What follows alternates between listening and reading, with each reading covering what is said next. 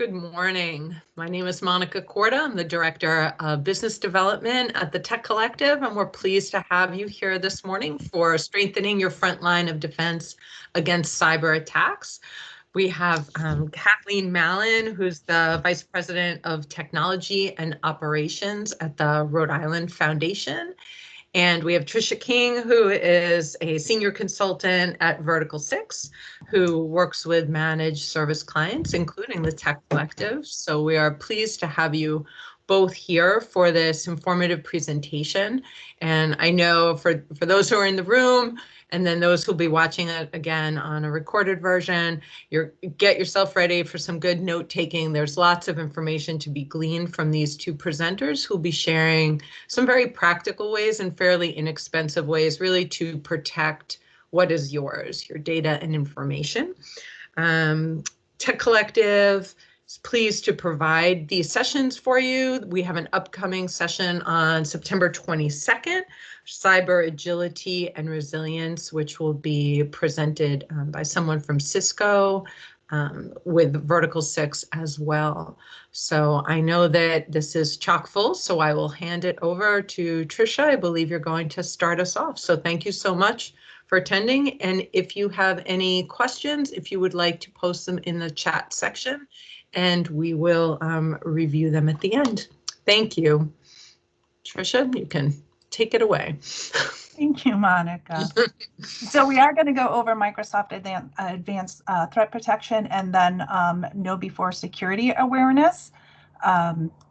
So we know that phishing and stolen credentials really remain the top sources of breaches and incidents.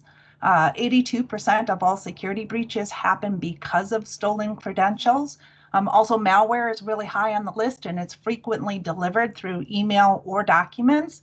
And so to help prevent these threats, we're going to provide an overview of Microsoft Advanced Threat Protection, which you probably know is shortened to ATP. It's called ATP pretty often. So with this, Microsoft invests over $1 billion annually on security. So they have thousands of experts in machine learning that are analyzing over 6.5 trillion signals that they receive from applications and logons every year. So they use the knowledge that they acquire to provide continuous and evolving protection. So this means that the detection of threats evolves as the threat landscape changes. So ATP is a cloud-based service that protects your organization from malware and viruses. It integrates across the Microsoft 365 platform, including Microsoft Teams, SharePoint, OneDrive, and of course, email. Now, although Microsoft Teams usage is on the rise, most organizations find that email is still the biggest attack surface that needs defending. So ATP uses a layered approach to detecting threats. It looks at where the email is coming from, who the sender is, what's inside the email, and then what protections might need to be put in place after the email is delivered. Within ATP, there's a series of reports that you can use to better understand how your organization is being targeted and who's getting targeted the most. You'll have real-time reports to see emails in your organization and how they were handled. And this provides those insights that you need to better protect your organization and also decide, help you decide how to respond if you need to change policies that are in place or, take other actions. There's a security and compliance center that will allow you to set up those policies. And you can also use ATP to send phishing tests to your users to see how vulnerable they are. So phishing is always at the top of the list when you look at security threats that organizations are experiencing. So phishing is a malicious attack that is designed to steal information like usernames and passwords, or to trick people into sending money through wire transfers or gift cards. It can also be used as a method to get people to open documents or websites that can infect their computer with malware. We've worked with several organizations that have had staff purchase eBay, iTunes, or other gift cards because they thought they received an urgent email from management asking that they do so immediately. The email stated that they were unable to verbally confirm because they were just so busy or they were in a meeting.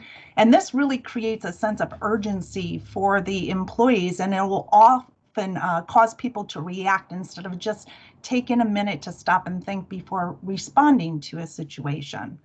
When this type of thing happens, what does a company do? Do they reimburse the employee? Is the employee responsible for those purchases? And there's no easy answer to that. Another situation that really stood out to me when I spoke with an organization, they had their VP of Finance's mailbox compromised. So he had received an email that resulted in him clicking on the link and providing his credentials. Nothing happened right away, but by viewing the email, they were able to determine the organization's banking information. They waited until a time that was off hours. They went up to the bank website and they were able to change the password by sending a password reset email to the VP of Finance's mailbox.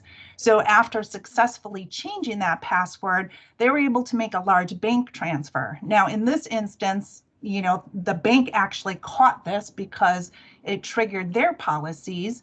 And so it was stopped before the transfer was completed. But you can see how dangerous this type of a situation can be. So we do know that adding banners identifying emails and adding multi-factor authentication to logins will prevent a lot of these situations, but that really means that the threat's already been delivered, and we want to stop that before it actually reaches the end user. So to prevent these types of attacks, the first thing that ATP is going to do is it looks at where the email is coming from. So it's going to check the IP address and the domain reputation. So if an email is coming from a place that is on their list of known bad sources, it's just going to block that email before it even gets delivered to the mailbox.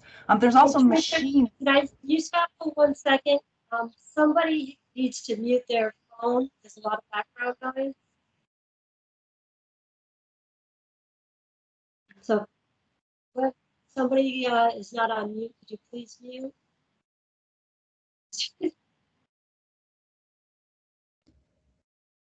Okay. Good to go? Yeah, I don't know what's. Okay, so it's going to take a look at the source of the email, and we want to have that blocked before it actually reaches the mailbox. There's also machine learning that analyzes email traffic for suspicious patterns that are coming into the organization. The next step that it will do is look at who's actually sending the email. So ATP uses something called spoof intelligence to verify the email is coming from a legitimate sender.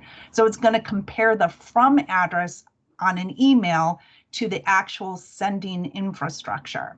So if the email says it comes from tom@mycompany.com, does the email originate from a server that has email records associated with the domain mycompany.com? It will also check to make sure that an email that appears to have come from within your organization actually has come from within your organization. So then lastly, ATP is going to take a look at the content of the message, and it's going to look for attachments and links in the email, and it will open them up in a sandbox environment. So this sandbox provides a space where content can be safely checked. So messages that pass through this check are still closely monitored after they're delivered too. So how ATP is going to respond depends on the policies that you put in place. So you do need to turn on spoof intelligence, safe links, and safe attachments. And then your policies are going to define what happens when something malicious is identified and then who's notified. So you can begin with monitoring only. And then once you have an idea of what the threat landscape within your organization looks like, then you can change those policies to go in and take action. So with safe links, you're going to get a time of click verification on the link. And then there's continuous scanning for multiple days. So with email, about 20% of links are actually clicked on within the first 5 minutes of an email being delivered. But even afterwards, you still want to have that scanning happen. So ATP will continue scanning for multiple days afterwards. So what this does is it allows newly discovered malware links to be detected, and then it can also detect links that are weaponized a day or two after it's delivered. So when a link is weaponized later, it begins with the link being relatively harmless, so that'll pass through the protective layers an organization puts in place. And then sometime later, the target of that link gets changed to something more malicious. So if a message in a user's inbox is determined to be malicious, even a day or two after it's delivered, it can be automatically moved into the junk folder in a user's mailbox. And when a file in SharePoint or OneDrive or Teams is identified as containing malicious content, ATP is going to just lock the file. So when you look at these files, they'll have a red shield next to them. And if somebody tries to open it, they're going to get a warning message. Now, once the files are locked, they can't be shared, moved, or copied at all. And you'll also see that users can self-report emails that they find suspicious too. And so that allows your security team to go back in and review those emails after it's been reported by your users. So then there's insights, real-time reports within ATP. So information is really key to protecting your organization. So it's important to understand how your organization is being targeted so that you can put the right protections in place. But you also want to do it in a way that's not going to impede your users' ability to get their work done. So if you lock things down too tight, important emails can be missed, but you don't want those malicious emails getting through either. So you really have to find that right balance. So you get a dashboard with real-time reports that really allows you to see how emails were handled by ATP in your organization. And then that dashboard will also provide insights on things like which of your users were targeted by phishing campaigns, and then it'll provide recommendations for next steps. So opening up the dashboard just gives you a summary of the number of malware, phishing, and messages that were reported by users. And then insights will show you the information about users that have been targeted for phishing campaigns, phishing emails that were delivered because policies were configured to allow it, users that might have disabled their junk mail options so things can't get moved into it, and then more. And there's a lot more reports. And all of this information is really valuable because that's what's going to allow you to take action. Now, within Threat Explorer, you have a really powerful tool that's going to allow you to investigate and respond to threats in your organizations. So for instance, you can go in and review all of the messages that your users have reported as a phishing attempt, and then you can use that information to research that further. And then if necessary, you can use that information to adjust your anti-phishing policies. You can also sort emails to find all emails that were sent by a particular sender. And that's going to allow you to identify all the emails that might be part of a phishing campaign that was sent into your organization. And then you can go in and do things like purging all of them from the mailboxes. So you don't, I mean, you can always send out warnings and things like that to your users, but being able to remove that threat directly it is something that's very important. So ATP also provides an automation that can really help security teams by saving some time and effort. So when alerts are triggered, somebody has to review, prioritize, and respond to them. So automated incident responses use a security playbook to start an automated investigation.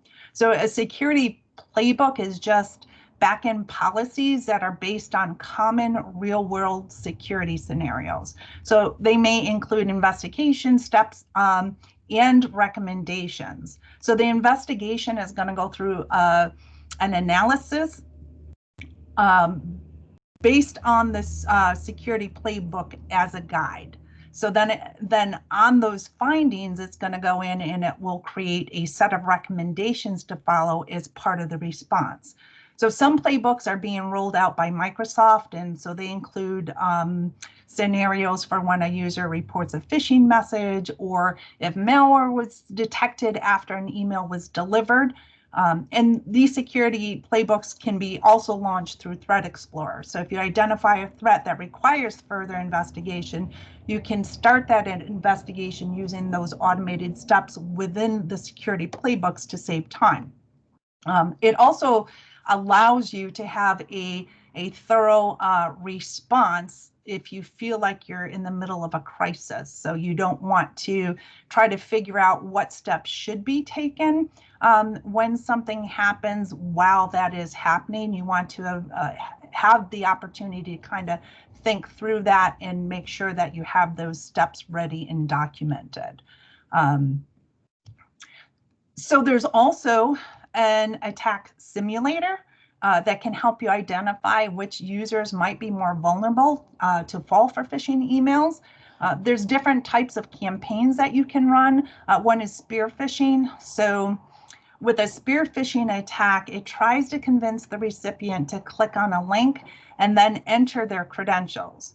So you can have it take you to a default page that just informs that user that it was a test and provide them tips for avoiding it in the future, or you can specify your own custom URL so you can make it do and look the way you want it to.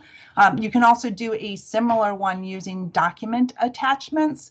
So when a user goes in and opens up the document, they're going to see a message very similar to that URL, saying, you clicked on you opened up this document, you really shouldn't have. Here's steps to identify something like this again in the future. The other option is to do a password attack campaign. So this type of attack is going to try to guess the passwords of your users. So it can be done using what's called a brute force attack, which uses many passwords, hoping that a password won't be complex and really simple to guess. Those can be a little bit impactful on your users because if you have account lockouts, you might, and there's multiple attempts, it could lock out the user accounts. And so, there is a possibility of impacting their work throughout the day. The other option is to use what's called a password spray attack, which is a little harder to detect, but it's also not as impactful to the users because it typically doesn't trigger that account lockout. For both of these options, you can target specific users, and you can also choose the passwords that you might want to try as well. And then the results of all of these tests are going to be available within the reports that are included in ATP. So with purchasing ATP, there's actually 2 levels of advanced threat protection. And the pricing is standard. They're all available on the Microsoft website. You might find that it's already included with some of the plans that you have. So we have all of the different options that are listed here. So you can do an ATP Plan 1 add-on or a Plan 2 add-on. If you're using the Microsoft Business Premium or the E3 or E5 plans, you're going to have something included with that. A lot of times organizations will find that when they have more of a bundled package like the Business Premium or the E3 version of it, that there's cost savings when you start adding in tools like MDM or mobile device management and some of the other automated tools and security tools that are available through the Microsoft products. So rather than buying them individually, sometimes there's cost benefits with going with one of the other plans. So having all of these protections in place is really important, but just as important is educating your end users. No solution is going to catch 100% of everything that's thrown at it, but if your users are provided continued security training, then it's going to lower the risk to what happens when something does get through. So I'm going to turn this over to Kathleen, and she's going to give you a little bit more information about the training and some of the benefits of KnowBe4. Thanks, Tricia. Okay, So- actually, before we start, there was Yeah, do you one. want to do a question? Yeah, there was one question, I believe, for Tricia from Simon. He's wondering about sending a fish via ATP, an extension to ATP service or native.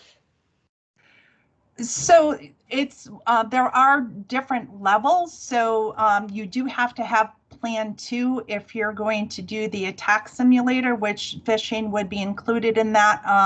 Also, Threat Explorer in the automated investigations would also be things that were included in plan 2 and not in plan 1. Okay, so he's asking another question. Attack simulator, as you explained, seems, oh, never mind, seems to answer his question. So, all right, thanks, Simon. So I guess we'll let Kathleen take it from here. Great, thank you. So as Tricia explained, users are your biggest attack surface, and that's why we at the Rhode Island Foundation, in addition to a multi-layered approach, but we do concentrate on security awareness training with our staff. So a little bit about the Rhode Island Foundation, and by the way, this is a pre-COVID picture I took of the building when people were allowed outside. The Rhode Island Foundation is one of the oldest and largest community foundations in the country. And this year we'll give out more than $50 million in grants to nonprofits. And we have about $1 billion in assets. And we are really, from that information, you can see we really are a financial institution. So a lot of the attacks that Tricia was talking about happened to us. So attacks on, with this phishing, spearfishing, attacks, asking people to buy cards or do things. The are you at desk was a pretty popular one where they would ask, from the CFO or the CEO if you're at your desk. And eventually I had to tell my boss, the CEO, Neil Steinberg, to make sure that when he wrote his emails and he wanted to know if we were at our desk, not to ask us that way, to try to a non-fishy way to ask us what were we doing. Because we would get so many of those. We had attacks on our ADP system where we would, people would say they were changing their bank information, and they would try to change people's direct deposits. All kinds of things were happening. So in addition to all the things we put in place to catch these things, we started using KnowBe4 training about 5 years ago. And we do have a dedicated KnowBe4 rep, which you get with the package. And they're pretty helpful with the things that we're doing. We have about 50 users. So on the KnowBe4 website, you can get information about pricing. If you want to go to the next slide. Or I don't think. I can't move the slides or something. Thank you. So there you go. So KnowBe4, it's a really economical way to do end user training, and there are a lot of other features involved with it as well. But we, previous to this, were using Dell SecureWorks for quarterly testing of our staff, phishing testing of our staff. At a cost of almost $10,000 a year. KnowBe4 is costing us less than $1,000 a year for our users. And it does scale from very small organizations like ours to very large organizations. So if you want to go to the next slide, thanks. So it's really inexpensive, it's easy to use, and it's very easy to set up. We do set up our users into different kinds of groups. There are phishing tools, security awareness tools, training, password tools, email security tools, lots of things available in the product set. We don't necessarily take advantage of all of them because we have other things in place, but it really is an inexpensive, easy to use supplement to any other product that you're using, especially because the training is really good. So what we normally do for user communication is we used to just send out emails. You can see on the right, it's an email from me explaining something that happened and what people should or shouldn't be clicking on. But we did automate that too. And the communication on the left is a KnowBe4 product that we can send out on the latest security threats. and that's automated to go out. So a lot of what we're doing with KnowBe4 is a little set it and forget it, like we set things up to go, and they take advantage of things. So for example, the latest phishing attack we just had was about hurricane relief. They you know, which is a kind of like something that's happening right now, and spoofed our HR department and said, you know, we're going to raise money for hurricanes. Luckily, people in my organization recognized that wasn't exactly what we do, so they didn't fall for that. But we do have extensive attacks, and then we do try to do this training every month and make sure that people are prepared. So thanks, Tricia. If you can go to the next slide. So in the phishing tests, you can set them up. There's a bunch of canned package reports, phishing tests that you can do. And there's, you know, you can use videos, there's multiple different ways, including, you know, USB drives, things like that. There's a lot of things that you can do with KnowBe4. We like to do the standard phishing tests. And we do see ones that we get a lot of clicks on are about benefits packages and things like that. We had a new HR vice president, and she didn't recognize that we were doing phishing, and she was got really upset and like sent out an email to everyone and said, don't answer those emails. So the test was pretty much done after that. So from then on, we started to use other items, including, you know, things about Amazon package deliveries or Amazon accounts or anything that we could do to get people to put their credentials in to see what they would do. So if we go to the next slide, I think we can see what happens. So you can make customized landing pages with KnowBe4, and this is, I think, where it ties into the training. So you can have something that tells something what to look for, tells people what to look for if something goes wrong. But you can also have video, you can connect it to a video, or you can connect it to required training. And one of the things we have been doing at the Rhode Island Foundation, and I'm sure everyone does, is we require cybersecurity training before we give anyone network access. And we did learn that the hard way, because we noticed that as soon as accounts were put on our website, because we do put people's email on our website, we started to get attacks. So, you know, before someone's new enough to know that the boss wouldn't tell you to buy gift cards, Apple gift cards. So we do try to make sure they go through this training as soon as possible. So the landing pages can give you an opportunity to force training or just a reminder for people.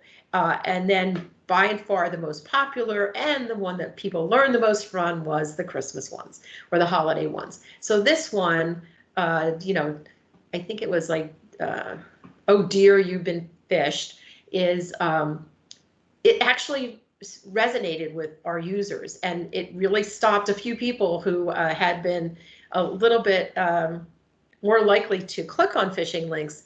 This, I think for some reason, this was so visual, or Santa Claus was telling them no, or things like that. They really remembered it. In fact, they shared it with other people in the organization.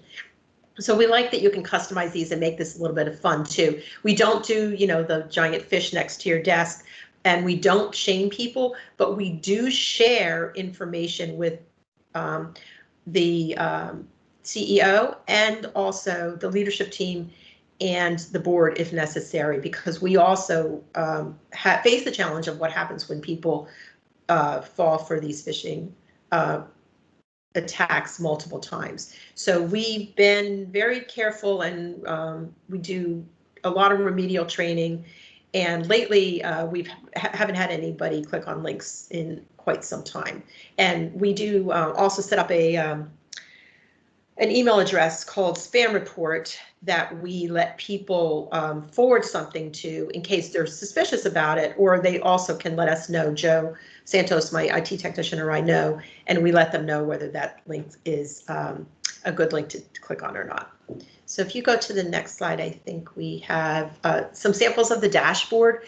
And the dashboard for KnowBe4 kind of tells you your risk assessment. And the goal is obviously to get it down, as ours is. It didn't start there. We've been working pretty hard to get that down. And then you can see information about your phishing tests. And as Tricia pointed out too, there's different areas or times when people click on the phishing links. So we can see what browsers they've used, what time, you know, how far they got along in the process. And that's helpful because that helps us reevaluate employee behavior as well to try to retrain them. So if you continue to click, I think there's a little bit more about the phishing test and then about the training. So the training includes what's called modules that you get in the mod store. So if you click to the next slide, Tricia, I can explain that a little bit more. So the training from KnowBe4 is actually really good, and there's a lot of different ways. Some of them are tests, and you have to pass all the questions before you can, let us know that you've successfully passed and are allowed to do the next thing. And some of them are really interesting. They've got some, the inside man, they're like kind of like dramas or comedies or all kinds of different things that engage people. So we've had a lot of success with these training modules because people are engaged and want to see them and do them. We also did send out a training module that was just about COVID. Was not really about phishing, was really about wear a mask and, use hand sanitizer and things like that. But it was available for us right when we needed it, when we needed to start sending that out to our staff in the early days. And if we go to the next slide, you can see that there's a lot of trainings from Kevin Mitnick. And if you've been in, I know Simon will know who he is, and if you've been in IT long enough to know, he was the original first hacker. And I find it really amusing that now he's a businessman in a suit telling us what to do. He made a lot of money actually after going to jail for hacking as a consultant helping people. And he does help, it helps strengthen our staff's ability to resist phishing attacks when they do take this training. We're fairly happy with it. And if you just continue through the next few slides, I think there's additional benefits. There's an email exposure test, which we get. There's a great blog. There's what I really like about KnowBe4 for this, very little money. We get a lot of updates on what the latest attacks might be, what's going on in the cyber world. And so we really do appreciate that little extra piece of this. And I think there's a couple more of those. Yes, so the test results. So that was one of the big things that we were concerned about when we were switching from Dell SecureWorks to KnowBe4. And that is because Dell SecureWorks used to produce this really lovely report that was worth all the money that we could hand to the board, and it had a lot of information. It turns out that the testing results are easy to use from KnowBe4 as well. This is 100% nobody clicked, or I think one click on this one. But it has been easy to, if you go to the next slide too, Trish, I think it's been easy to make reports, show where these, where the incidents happen, what browsers people were using and things like that. So we've been happy with that as well. And then I think we're almost done if there's a couple more. So the training campaigns are fairly easy to set up and you can require them. So new staff are required to do them. And then we set dates. And we try to pick times when people are ready to take training because we have busy seasons, as most businesses do. So we don't ask people to do training in December when we're processing 40% of our work. But we do ask them, in February when it's not busy, to take training. And we've had a lot of success with that. So these trainings are required for everyone in the organization.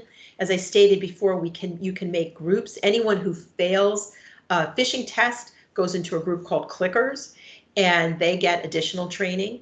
Anyone, and then we divide them up. One of the things we noticed is because people were sitting near each other back in pre-COVID days, is that if we did a training test, a phishing test on one person, then everyone who sat next to them, if they got it all at the same time, everyone just concluded that it was a test and didn't fall for it or didn't learn anything. So we've set up groups, so we've randomly selected people around the building so people wouldn't be sitting next to someone who would be getting a test at the very same time.